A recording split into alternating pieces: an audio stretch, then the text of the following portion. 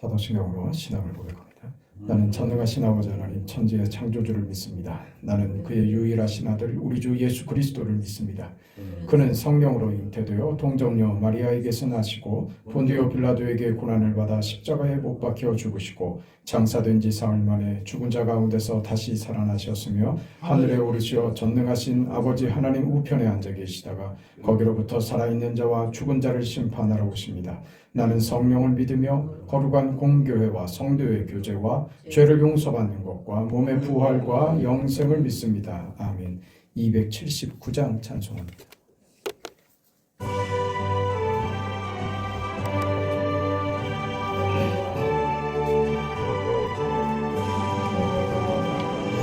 인내하신 구세주여 내가 비오니 죄인오라 하실 때에 날 부르소서. 주여 주여 내가 비오니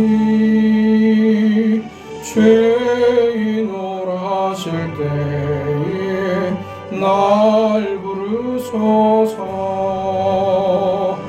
자비하신 보좌 앞에 울어 엎드려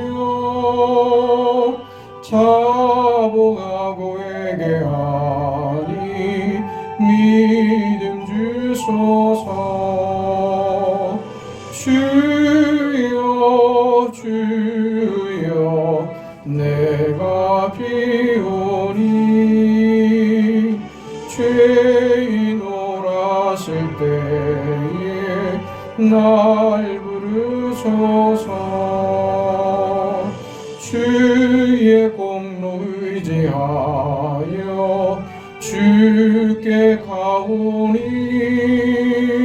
상한 마음을 고치시고 구원하소서.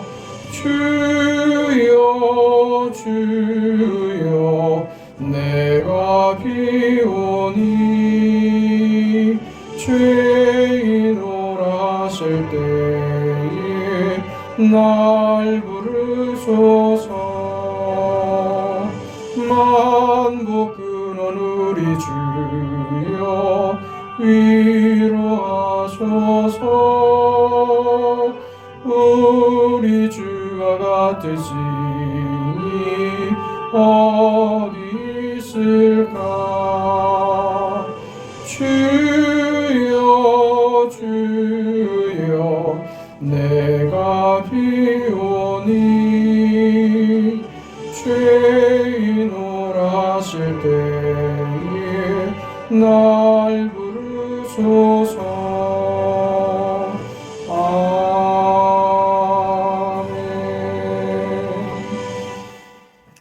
하나님의 말씀 사무엘상 10장 17절에서 24절까지 말씀입니다. 사무엘상 10장 17절부터 24절까지 말씀. 하나님의 말씀을 우리 함께 읽습니다. 사무엘이 백성을 미스바로 불러 여호와 앞에 모으고 이스라엘 자손에게 이르되 이스라엘 하나님 여호와께서 이같이 말씀하시기를 내가 이스라엘을 애굽에서 인도하여 내고 너희를 애굽인의 손과 너희를 압제하는 모든 나라의 손에서 건져 내었느니라 하셨거늘 너희는 너희를 모든 재난과 고통 중에서 친히 구원하여 내신 너희의 하나님을 오늘 버리고 이르기를 오늘 우리 위에 왕을 세우라 하는도다. 그런즉 이제 너희의 지파대로 1000명씩 여호와 앞에 나아오라 하고 사무엘이 이에 이스라엘 모든 지파를 가까이 오게 하였더니 베냐민 지파가 뽑혔고 베냐민 지파를 그들의 가족별로 가까이 오게 하였더니 마드리의 가족이 뽑혔고 그 중에서 기스의 아들 사울이 뽑혔으나 그를 찾아도 찾지 못한지라. 그러므로 그들이 또 여호와께 묻되 그 사람이 여기 왔나이까. 여호와께서 대답하시되 그가 진보다리들 사이에 숨었느니라 하셨더라. 그들이 달려가서 거기서 그를 데려오매 그가 백성 중에 선이 다른 사람보다 어깨 위만큼 컸더라. 사무엘이 모든 백성에게 이르되 너희는 여호와께서 택하신 자를 보느냐. 모든 백성 중에 짝할 이가 없느니라 하니 모든 백성이 왕의 만세를 외쳐 부르니라. 아멘.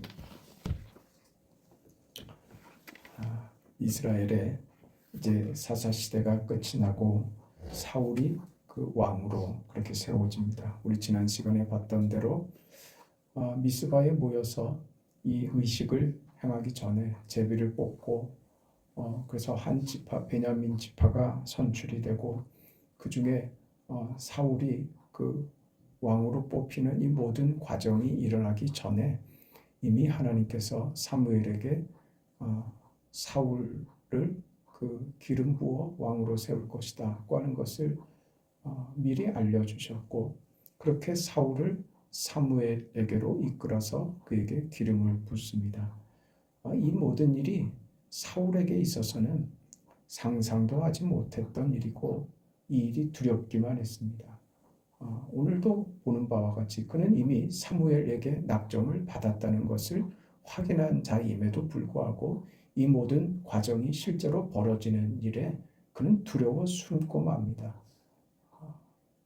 그 사람들은 이 일에 환호를 하죠.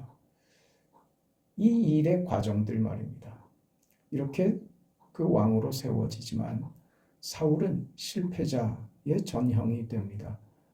하나님이 없는 자처럼 하나님과 관계 없는 자로 그의 인생을 마치고야 맙니다.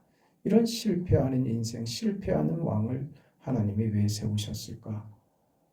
이런 일들이 구약에서 마치 사울과 다윗이 대비되는 이런 이야기들 속에서 우리가 무엇을 발견하고 무엇을 배울 수 있는가?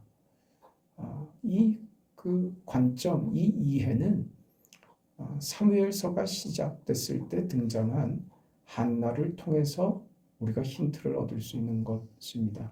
한나의 기도를 그래서 우리 지난 시간에 마지막으로 봤던 겁니다.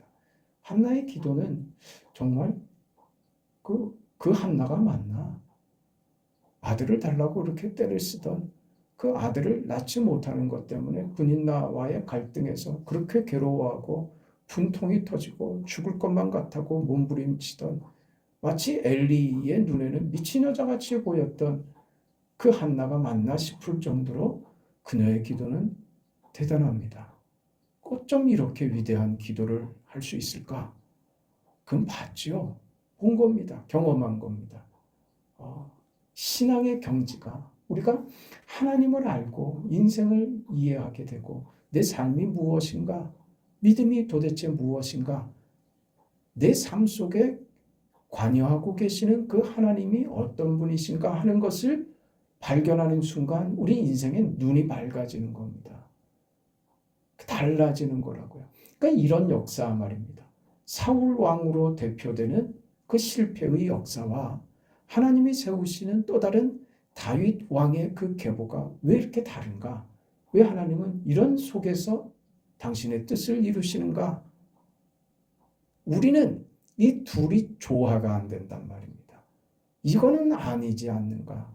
이렇게 해서 무엇을 얻을 수 있단 말이냐 하는 것이 우리의 의문인데 하나님은 그 속에서 일을 하시고 당신의 뜻을 이루어 가시더라. 이 기가 막히죠. 이 기도가 어디 담겼다고요? 한나의 기도에 담겼더란 말입니다. 권세자들을 하루아침에 꺾어버리실 수도 있고 아무것도 아닌 자가 권세를 얻을 수 있다. 마치 누구 얘기 같습니까?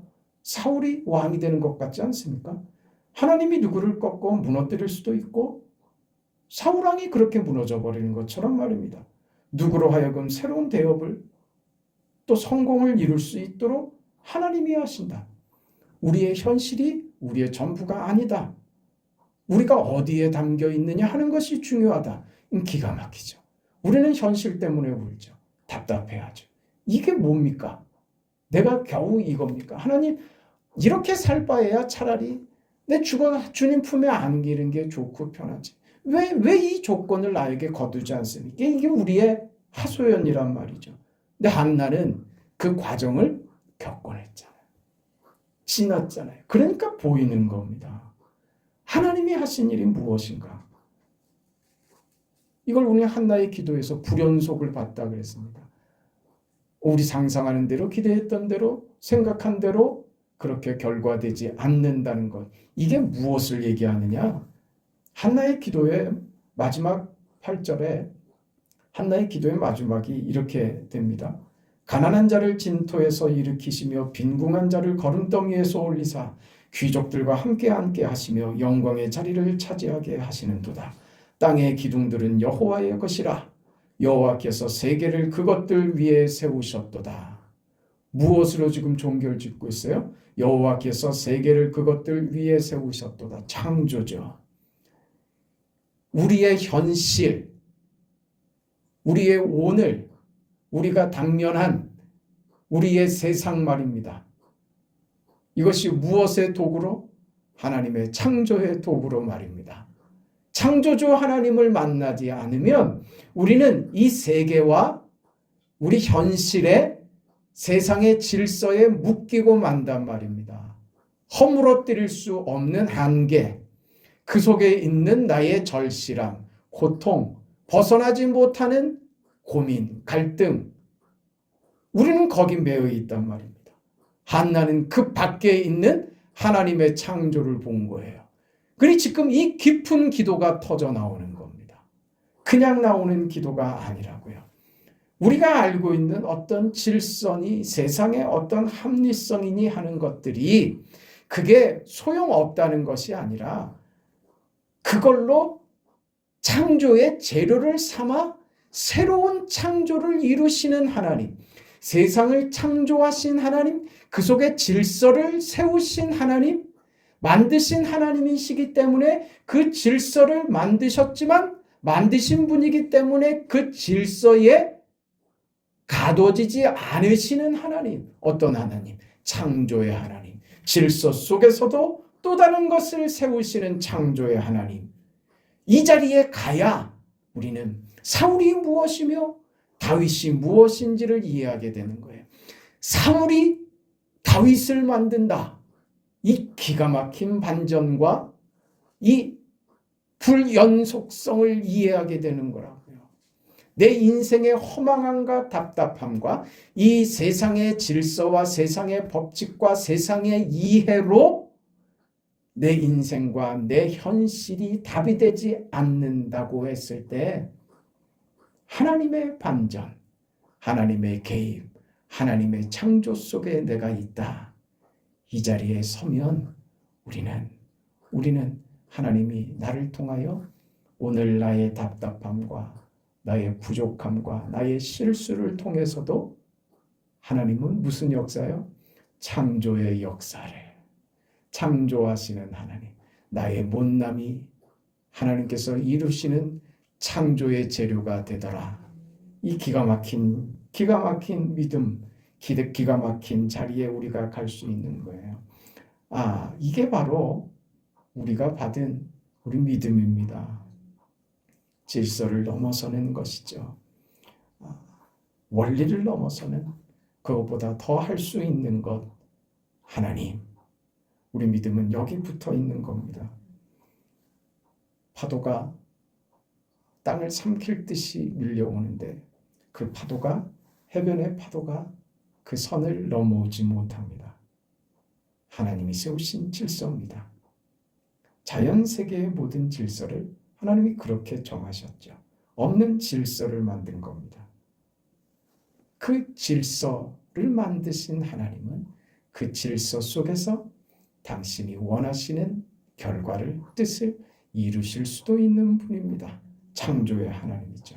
그 앞에 서야만 비로소 깨닫게 되는 겁니다. 어떤 하나님이요? 없는 것에서 있는 것을 만드시는 하나님, 창조 세계죠. 우리의 상식과 기대를 뛰어넘는 하나님의 일하심. 그 앞에 서는 거죠. 우리 잘 아는 누가 그 앞에 섰습니까? 욥이 그 앞에 섰죠. 이미 욥이 그 경험을 했습니다. 기가 막힌 인생의 경험이었죠. 그 인생 속에서, 그 현실 속에서 어찌할 수 없는 그의 인생이 마지막에 그렇게 고백합니다. 내가 여호와께 대하여 귀로 듣기만 했는데 이제는 눈으로 봅니다. 눈으로 봅니다. 눈으로 본다는 것은 한 장의 사진이 찍히는 것처럼 말이에요. 한 번에 전체를 보는 겁니다. 아, 이거였군요. 결과가 한눈에 보여진 겁니다. 모든 과정과 모든 이유와 모든 질서와 규칙과 내용과 과정들이 한눈에 담겨진 겁니다. 무엇로요? 여호와로요. 무슨 여호와? 창조의 하나님. 그 하나님을 보게 되니 한눈에 사진이 찍히듯이 한눈에 전체가 눈에 들어온 겁니다. 이유가 없고 여기 무슨 논리가 없는 겁니다. 어디서 시작해서 어디서 끝나는 문제가 있는 게 아니라 한 장의 사진에 찍히는 것처럼 모두가 다 피사체들일 뿐인 거예요. 그렇게 한눈에 딱 찍힙니다. 거기에서 내가 죽을 것 같았고 저 자리는 나의 사망을 선고한 자리 같았는데 아니었습니다. 한 장의 그 사진 속에 있는 점 하나였습니다. 와, 이게 보여진 거예요. 이게 믿음의 자리라고요. 하나님으로 보는 겁니다. 창조로 나오자 사울에게 있었던 실패와 다윗에게 있었던 승리가 이 하나님의 창조의 통치가 어떻게 맞물리는지 거기서 드디어 이해가 된다. 이게 구약에서는 희미해서 잘 잡히지가 않습니다. 그래서 자꾸 분리를 하죠. 사울에게는 무너뜨리는 하나님, 다윗에게는 은혜로우신 하나님으로 분리되는 것처럼 보입니다. 근데 이게 예수께로 오면 명백하게 이게 합쳐집니다. 십자가죠. 십자가. 그 십자가를 경험하는 자들인 이 두 개가 합쳐집니다. 바울에게서 우리는 그걸 보죠. 예수를 반대한 사람입니다. 예수 믿는 자를 잡아 죽이려고 했던 기독교의 예수의 복음의 대적자였습니다. 예루살렘에서 그가 그랬던 것처럼 다메섹에서도 그 일을 하려고 예수 믿는 자들을 잡아들이려고 살기가 등등해서 다메섹으로 쫓아가던 자입니다. 그랬던 그가 다메섹 도상에서 아무 준비도 없이 생각도 없이 기대도 없이 그가 거기서 고꾸라집니다. 땅에 마치 썩은 나무가 무너지는 것처럼 땅에 절퍼덕하고 무너져 버립니다. 뭡니까? 사울이 회심한 것이 아니라 하나님이 그를 무너뜨린 거죠. 살기 등등한 그 사울을, 기독교의 대적자였던 그 사울을 하나님이 무너뜨렸습니다. 꺾으셨죠. 그리고 하나님이 그를 다시 세우십니다. 그래서 그는 교회 시대에 가장 중요한 사도로 우뚝 섭니다. 한 인물에게서, 한 인생에게서 이 두 가지 사건이 일어납니다. 그 앞에 것은 뭔가 말입니다. 예수 믿는 자들을 잡아 죽이려고 했던 복음의 대적자였던 것은 무엇인가? 왜 하나님은 이런 식으로 바울을 준비하실까? 우린 이게 납득이 안 되죠. 아니, 좀 더 멋지게 더 잘 준비시킬 수 있지 않습니까? 그의 전반기 말입니다. 다메섹 이전의 바울 말입니다. 예수를 반대하고 예수 믿는 자들을 잡아 죽이던 그 전반기는 뭐가 되냐? 바울에게서 우리는 이 두 가지 말입니다.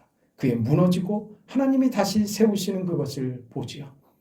이게 지금 우리가 읽고 있는 사무엘서에서 우리 눈으로 보는 거예요.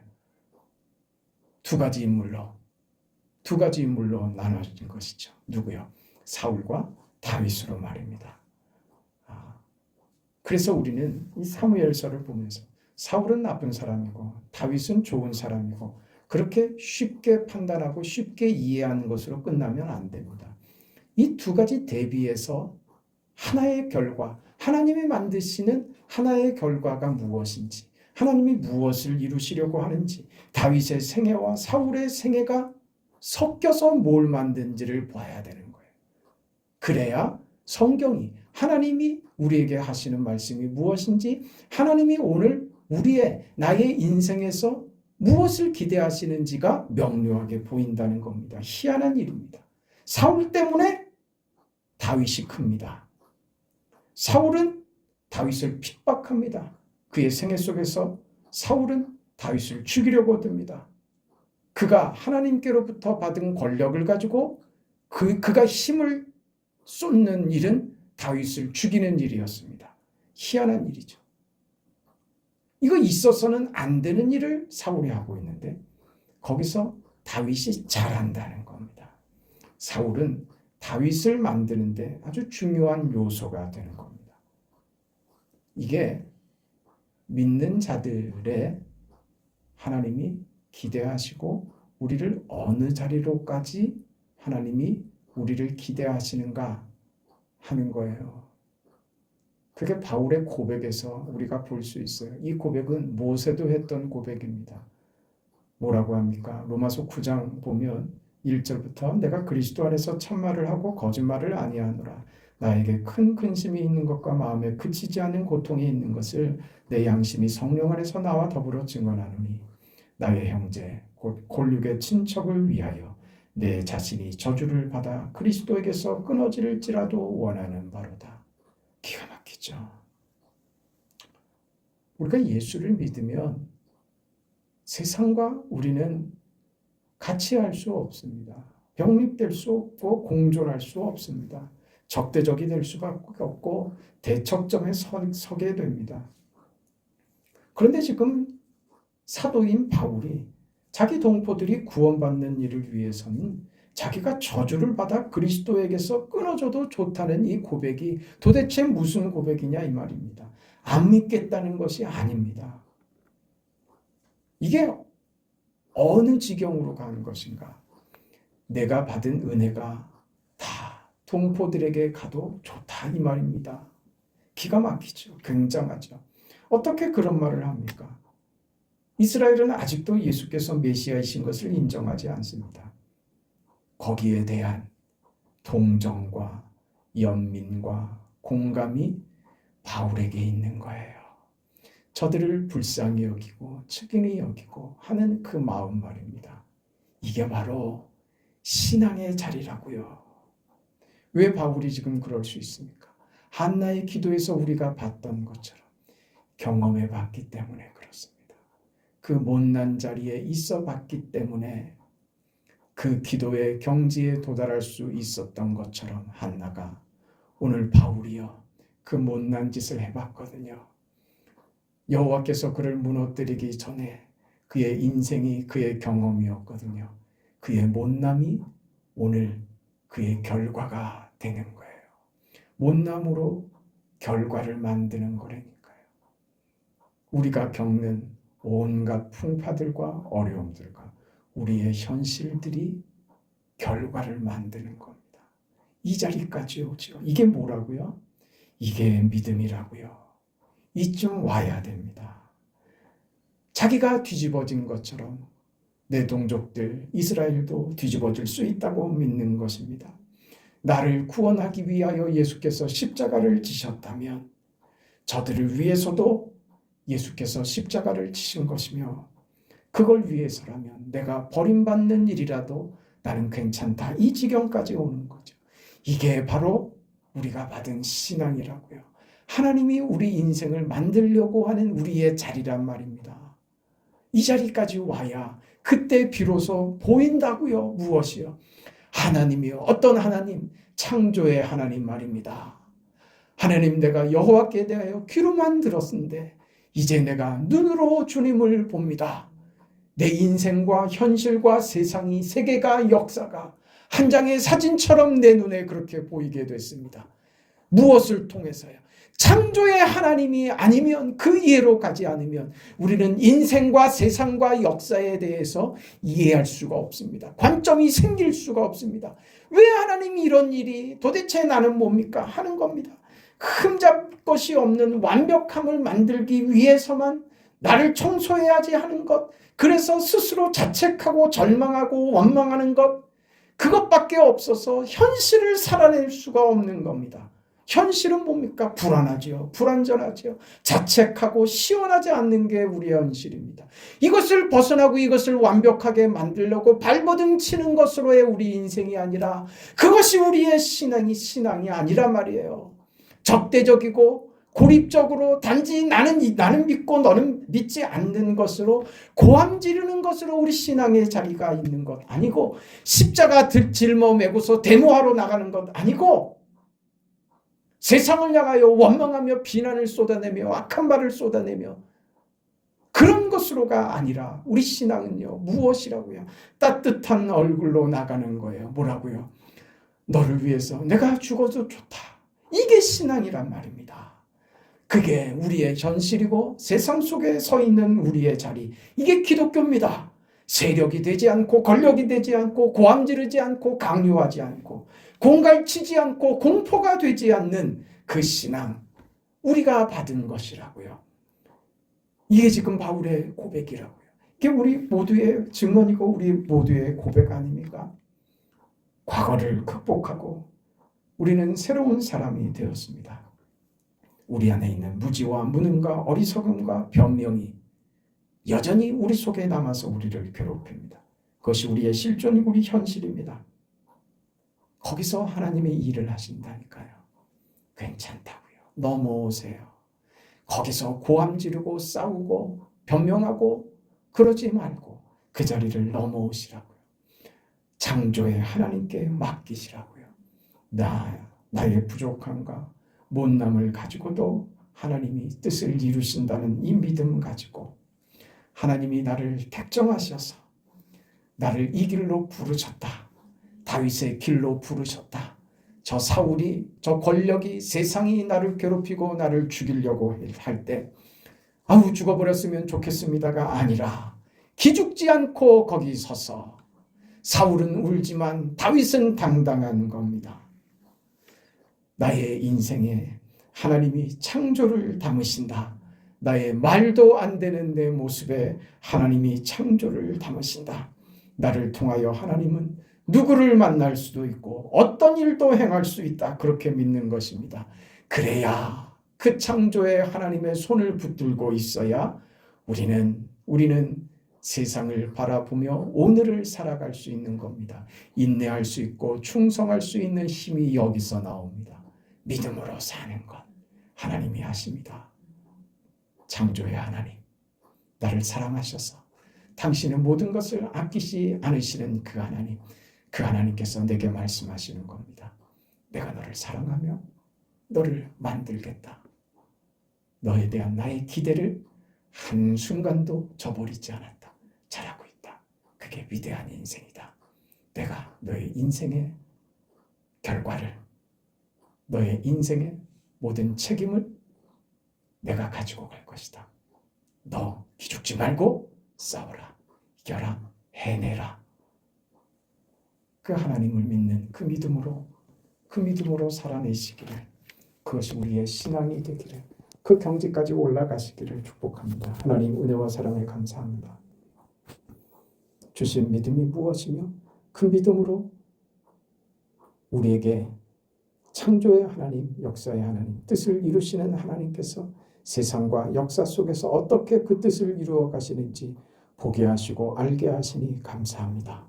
우리에게도 한나가 보았던 그 창조의 하나님, 욥이 보았던 그 창조의 하나님, 다윗이 경험하며 그의 전 인생을 통하여 확인했던 그 창조의 하나님, 그 사망의 음침한 골짜기로 다닐지라도 해를 두려워하지 않을 것은 주의 지팡이와 막대기가 나를 지키시고 인도하심을 알았기 때문에, 창조의 하나님이 그와 함께 함을 알았기 때문에 그가 그 인생을 살 수 있었던 것처럼 우리도 그 믿음으로 세상을 살 수 있는 그 믿음의 사람들, 창조와 섭리와 역사를 경험하는 귀하고 능한 위대한 인생을 살아가는 우리 모든 성도의 걸음이 되게 하여 주시옵소서. 예수님의 이름으로 기도합니다. 아멘. 하늘에 계신 우리 아버지여, 이름이 거룩히 여김을 받으시오며 나라가 임하시오며 뜻이 하늘에서 이루어진 것 같이 땅에서도 이루어지이다.